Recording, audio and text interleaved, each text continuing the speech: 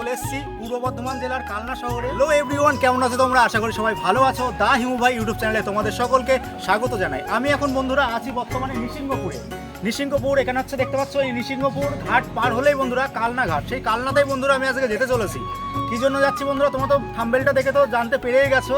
কালনাতে বন্ধুরা নাকি 108টা শিব মন্দির আছে। তো সেই 108টা শিব মন্দির দেখতে বন্ধুরা আমি এখন এসেছি সুদূর আড়ংঘাটা থেকে।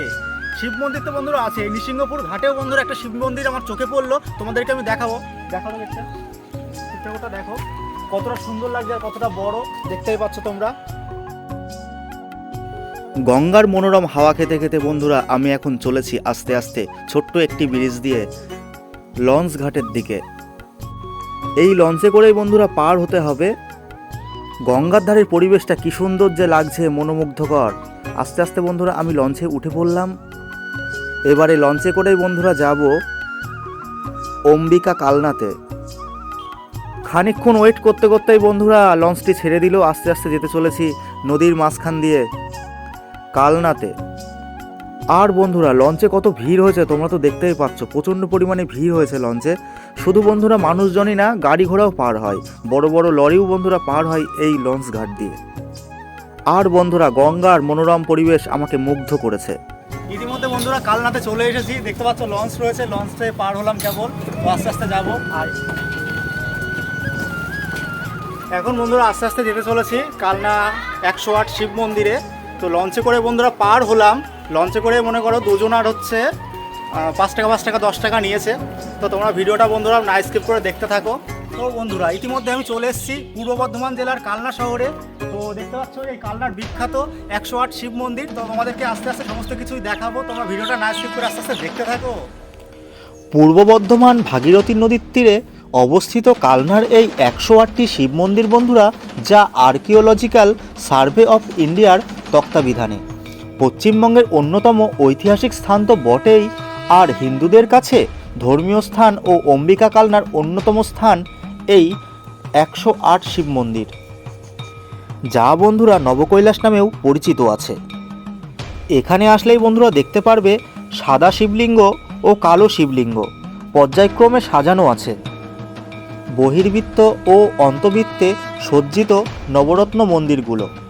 আটচালা গঠনশৈলীর এই শিব মন্দিরগুলোর বাইরের বৃত্তে একটি সাদা শ্বেত পাথরের শিবলিঙ্গ ও একটি কালো কোষ্ঠী পাথরের শিবলিঙ্গ পর্যায়ক্রমে সাজানো, আর ভিতরের বৃত্তে সবগুলোই সাদা শ্বেত পাথরের শিবলিঙ্গ পর্যায়ক্রমে সাজানো, আর ভিতরের বৃত্তে সবগুলোই সাদা শ্বেত পাথরের শিবলিঙ্গ, যা খুবই কম দেখার সৌভাগ্য হয়।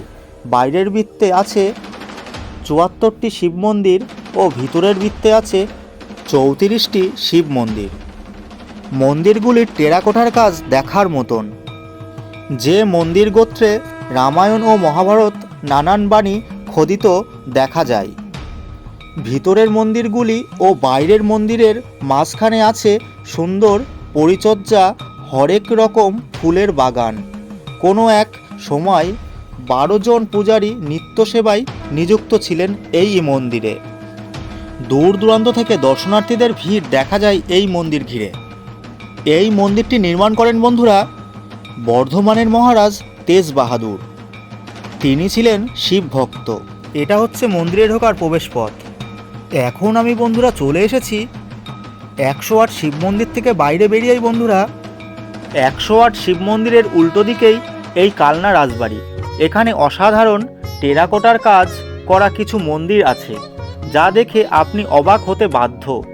শোনা যায় অষ্টাদশ শতকে এই মন্দিরগুলি তৈরি হয়েছিল, আর এই মন্দিরটার সময় ছিল কালনার ইতিহাসের গৌরবের সময়। এখানে রাজবাড়িতে আছে অনেকগুলি মন্দির, যেমন প্রতাপেশ্বর মন্দির, রাসমঞ্চ, লালাজি মন্দির, পঞ্চরত্ন মন্দির, কৃষ্ণচন্দ্রাজি মন্দির প্রভৃতি। দেখতে পাচ্ছ বন্ধুরা মন্দিরের টেরাকোটার কাজগুলো কি অপূর্ব সুন্দর লাগছে। আর বন্ধুরা বাইরে থেকে রাজবাড়ির প্রাঙ্গণটি কি সুন্দর লাগছে, যেটাকে বলা হয় অপূর্ব সুন্দর। যারা যারা ভিডিওটা দেখছো তোমাদেরকে আমি অবশ্যই বলবো একবার এই কালনা রাজবাড়ি ও 108টা শিব মন্দিরে তোমরা সবাই একবার এসে দেখো।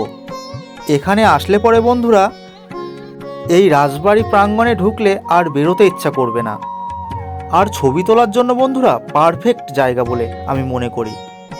আর বন্ধুরা এই মন্দিরের টেরাকোটার কাজগুলো অপূর্ব সুন্দর। তোমরা বন্ধুরা না আসলে বিশ্বাসই করবে না, অষ্টদশ শতকের মন্দিরগুলো এখনও কি সুন্দরভাবে গৌরবের সঙ্গে টিকে রয়েছে। এখন আধুনিকতার ছোঁয়ার মাঝখানেও পুরনো দিনের ভাস্কর্য দেখতে বন্ধুরা কার না ভালো লাগে। দূর দূরান্ত থেকে বন্ধুরা দর্শনার্থীরা আসে এই রাজবাড়ি প্রাঙ্গণ ও 108 শিব মন্দিরে। এই কালনাকেই বন্ধুরা বলা হয় মন্দিরের শহর। এই অম্বিকা কালনাতে বন্ধুরা প্রচুর দর্শনীয় স্থান আছে। একদিনে সমস্ত কিছু ঘুরে তোমরা বন্ধুরা দেখতে পারবে না।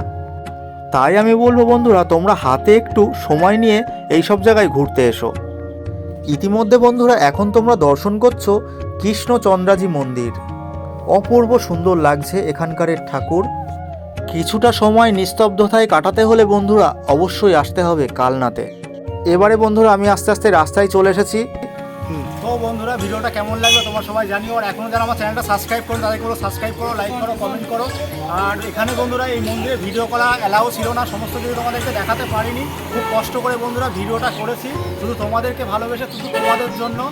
আর আমার চ্যানেলটা বন্ধুরা অবশ্যই সাবস্ক্রাইব করে দাও এখন সুন্দর সুন্দর লেটেস্ট ব্লগ পাওয়ার জন্য। তো বন্ধুরা দেখা হচ্ছে পরবর্তী একটা ইন্টারেস্টিং ব্লগে। আপাতত বাই, তোমার সবাই ভালো থেকো, টাটা।